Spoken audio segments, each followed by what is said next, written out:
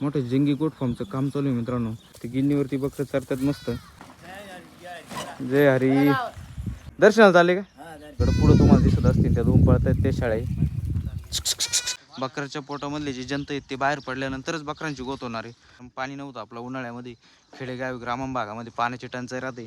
काही ठिकाणी घासी, काही ठिकाणी पूर्ण वाळून गेलाय. म्हणजे आता तो येणार नाही म्हणून आपण आता हे 4-5 दिवस कोकरं आपल्या घासामध्ये चांगली चारून टाकू. म्हणजे कोकरांची जरा फ्रेश होतील, बाहेर चरायची सवय लागणार. आता काय झालं, थोडा थोडा पाऊस पडतोय आणि बाहेर डोंगर आहे आपल्या बाजूला, तर आपण नेत जाणार आहे थोडेफार करून. जास्त आपण नेत नाही, कारण जास्त बकरं रानावरती धरल्यानंतर त्रास पण जास्त होतो. आणि मग घरी आपण जे खुराक चारा पाणी करतो त्याच्याकडे बकरं कमी लक्ष द्यायला लागतं. हे आपल्या लक्षात आलं आहे. भरपूर वेळा आपण बघितलं. याच्या पाठीमागचा लॉट तसंच झालेला आहे.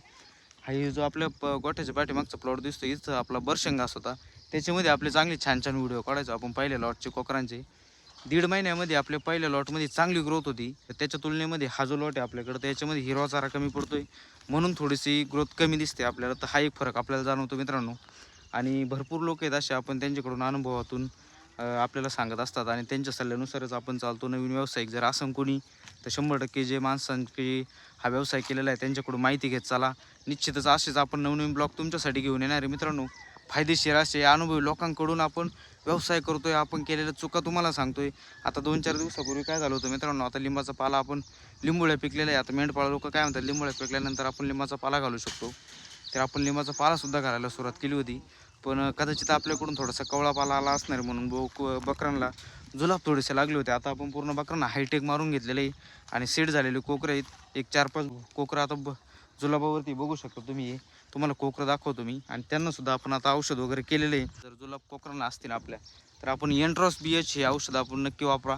त्याचा चांगला रिझल्ट आहे, आपल्याला स्वतः रिझल्ट आला आहे म्हणून आपण सांगतोय. कोणत्याही प्रकारचे आपण कोणाची ॲडव्हर्टाईज वगैरे काही करत नाही, त्याचा रिझल्ट आहे त्याच गोष्टी आपण तुम्हाला सांगतोय.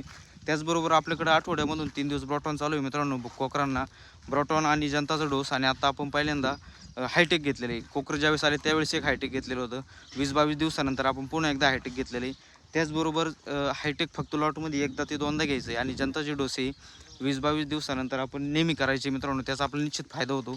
बकऱ्याच्या पोटामधले जे जंत आहेत ते बाहेर पडल्यानंतरच बकरांची गोत होणार आहे. बघू शकता तुम्ही. आता हे टोटल जे बकरं दिसतात आपल्याकडं, हा ही संख्या एकूण जवळजवळ 43 आहे मित्रांनो. 45 होती. 2 तोतापुरी बोकडं आपण विकलेले आहे. आपण जे खरेदी विक्री करत असतो त्याचा नफा तोटा आपण इंस्टावरती आपल्या आकाश रुपये व्लॉग बकरावाला या ID वरती आपण नेहमी टाकत असतो मित्रांनो. पाईप आपण आत्ताच गोळा करून घेतलेले, हे बघू शकता तुम्ही. आता तुम्हाला गोळा करायला दिसतील पाईप. आणि आता आपण कोकरं बाहेर सोडलेली आहेत. कोकरांना आपण याच्या अगोदर सोडलेलं नव्हतं. घरापुढं पूर्ण आपण हा मोठा ग्राउंड सोडलेला आहे. तर आतमधल्या कंपाऊंडमध्ये आपले कोकरं डेली अर्धा-1 तास त्यांच्या मनाने मस्तपैकी फिरत असतात मित्रांनो. त्यामुळे त्यांना थोडीशी सवय. आता बघा आपले कोकरं कसे तुम्हाला जवळून दाखवतो. हा शिरोईचा बोकड आहे मित्रांनो.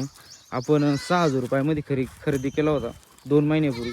आज आपला 12,000 रुपयाला मागणी त्याला. ईदीसाठी लोक मागतात. तर मित्रांनो असा एक फायदा होतो. प्रत्येक गोष्ट तुम्हाला जास्त नफा देणार असं काही नाही होणार. थोडंसं कमी जादा होतच असतं व्यवसायामध्ये. टिकून राहणं फार महत्त्वाचं आहे. मंदीच्या काळामध्ये आपण टिकून राहणं फार महत्त्वाचं आहे.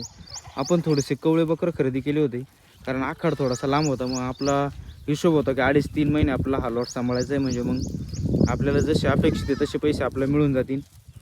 छान छान बकरे आहेत आपल्याकडे, बघू शकता मित्रांनो तुम्ही.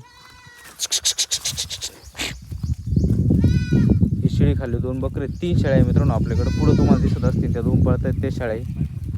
आणि मित्रांनो बघा, जे बकरावाले लोक आहेत ते रस्त्याने चालले तरी ते इकडे येणारच. काय होतं, बकरावाल्या लोकांना माहिती कसे बकरे आहेत काय ते एकमेकांची बघितल्याशिवाय त्याच्यामध्ये चांगली गोष्टी कळत नाही मित्रांनो. आणि बाबा स्वतः प्रगतशील शेतकरी मित्रांनो. बघा त्यांच्याकडे नेहमी बकरांचं लॉट असतंय. आणि ते रस्त्याने आपल्या घराच्या बाजूला असा रस्ता आहे गावात जायला. तर मित्रांनो त्यांनी जवळ कोकर बिकर बघितले आपले, तर त्यांना वाटलं बाकीचे मेंढरावाल्याचे कोणतरी म्हणून ते बघायला आले होते. त्यांना बघून आनंद वाटला. छान म्हणे, चांगला नाद भरलाय म्हणे. हे कंपाऊंडच्या बाजूला आपली गिन्नी आहे. ते गिन्नीवरती बकरं चरतात मस्त. बकरं आता तुम्हाला चांगले दिसत असतील कसे बनलेले आहेत. कवळे बकरं खरेदी केले होते. काही बोकडे आहेत आपल्याकडं, काही कोकरं आहेत. कोकरांच्या आपल्याला कमरा चांगल्या बनल्या पाहिजे मित्रांनो. त्याच्यासाठी ना खुराक फार महत्त्वाचं आहे. आपल्याला कमेंट करून सांगा तुम्हाला अजून बकरा व्यवसायामध्ये काय माहिती पाहिजे, तर ती आपण तुम्हाला नक्की तुमच्यासाठी अनुभवी लोकांकडून घेऊन आपण तुम्हाला सांगणार आहे मित्रांनो. ही माहिती तुम्हाला निश्चितपणे तुमच्या व्यवसायामध्ये चांगली फायदेशीर ठरेल. बघा आता ही तूर आपण पहिली लावली होती, जास्त सक्सेस काय झाली नव्हती तूर, कारण पाणी कमी होतं. जेवढे आलेली तेवढे असे बकरं मस्त बाहेर आल्यानंतर खाऊन घेतात. बघा पुढे शेळ्या खातात तूर. त्या पूर्ण बांधाच्या कडेला लावली होती. मित्रांनो इन्स्टा आय डीवरती आपला आकाश रुपये व्लॉग बकरावाला या इन्स्टा आय डीवरती आपण हे जे थोडक्यात व्हिडिओ टाकत असतो मित्रांनो. या पूर्ण बांधावरती आपण तूर लावलेली होती मित्रांनो बघा. आणि गिन्नी सुद्धा आपण बाहेरून ठेवली. ही गिन्नी आपण मुद्दाम काढलेलं नाही, कारण ज्यावेळेस आपण आतमध्ये कंपाऊंडमध्ये असतोय तर आतून अजून काय आपण झाडं बसवलेलं नाही, कारण आपल्याकडं हे कोकरं बकरं असतात ते झाडांना त्रास देत असतात मित्रांनो. म्हणून आपण कंपाऊंडच्या बाहेरून गिन्नी ठेवलेलं आहे आणि त्याचा शो सुद्धा आतून दिसत असतोय, कारण आपल्याला नेट मारलेलं नाही आणि बकरं बाहेर आल्यानंतर चांगले चरत सुद्धा असते. तर असा एक फायदा होतो मित्रांनो. प्रत्येक गोष्टीमध्ये प्लॅनिंगनुसार काम केलं पाहिजे, त्याचा आपला फायदा होत राहतोय. कोकरं कसे वाटतात काय कमेंट करून नक्की सांगा मित्रांनो. आता हे जे कोकरं दिसत आहे तुम्हाला 10 कोकरं आपण आत्ता कातरलेले 1-2-4 दिवसापूर्वी आणि 12 कोकरं आपण पहिले कातरलेले होते आणि अजून काही कोकरं बाकी आहेत ते सुद्धा आपण टप्प्यात आल्यानंतर कातरणार आहे. कोकरं कधी कातरायचे हा एक टायमिंग महत्त्वाचा आहे, नवीन लोकांना माहीत नाही, त्याच्यावरती सुद्धा आता तुम्हाला माहिती देतो मी.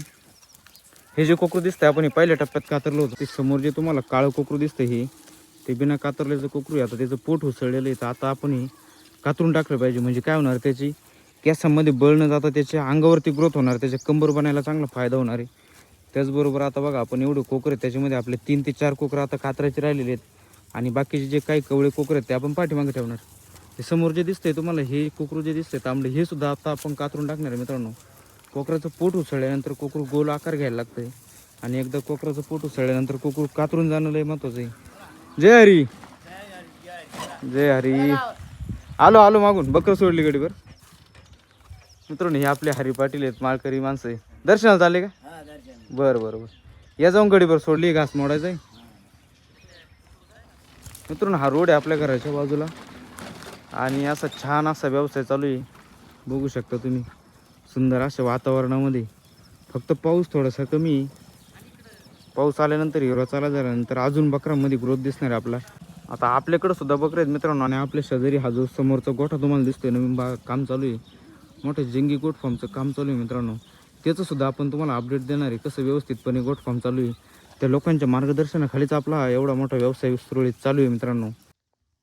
आपले व्हिडिओ कसे वाटताय काय कमेंट करून नक्की सांगा. चॅनलवरती नवीन असेल तर चॅनलला सबस्क्राईब करायला विसरू नका. भेटूया नेक्स्ट व्हिडिओमध्ये, तोपर्यंत धन्यवाद. काळजी घ्या तुमची. रामकृष्ण हरी.